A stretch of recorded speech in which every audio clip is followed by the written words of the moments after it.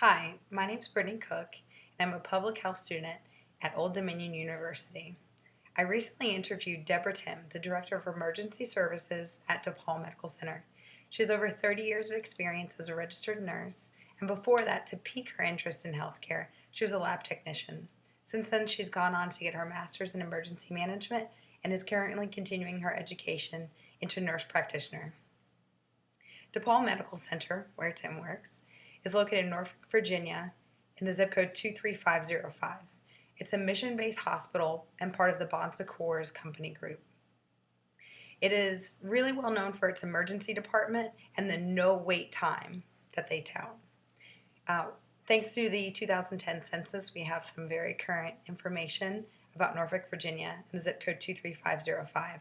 There are about 9,500 non-military people in that zip code, which really takes away a majority of the population of that zip code. And since military people are not normally served at DePaul, we're going to look at Norfolk City proper and the demographics for that area to get a better understanding of who DePaul really serves.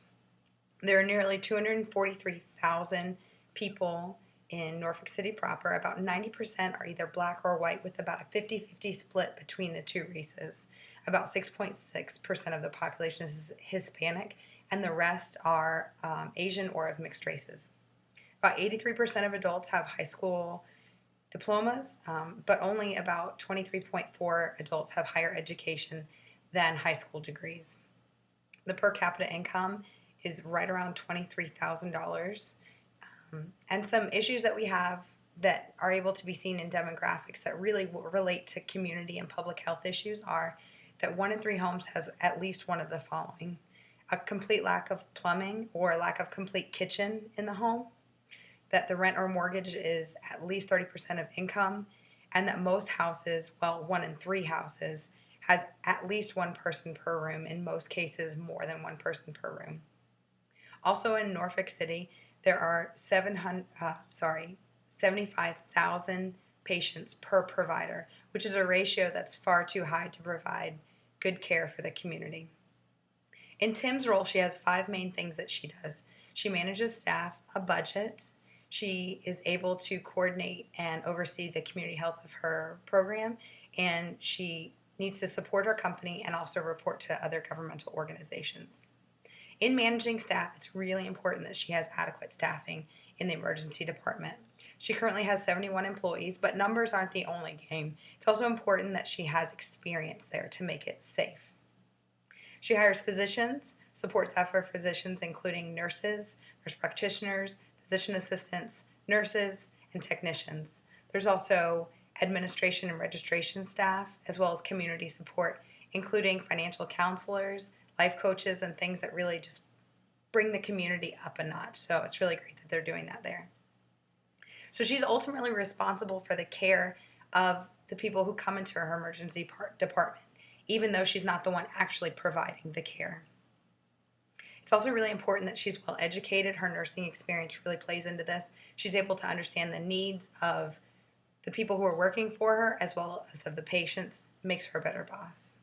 So in her budget, she's asked to stay between 1.5% and 3% inside the numbers. So if she stays either above or below 3% of her budget, then she's winning.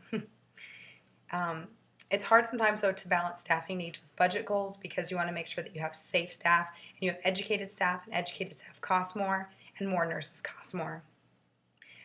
She's also responsible for the tangibles of the department, including materials, equipment, and extras for the emergency transport staff, making sure that they are also supported well so that when they're bringing patients into DePaul, they feel like they're coming into a good environment. So for some community health issues, in the area surrounding DePaul, there's a huge lack of access to care, either because of inability to pay, lack of insurance, or people just don't feel like they're able to come.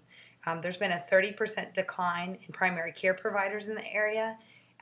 So most patients don't have primary care providers, which makes the emergency department the primary care provider. And curative care is much more costly than preventative care for the individual, for the hospital, all around.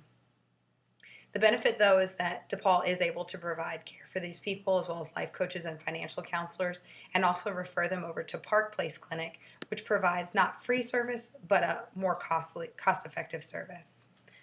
So she also supports her company, which means that she's totally on board with the company mission and vision.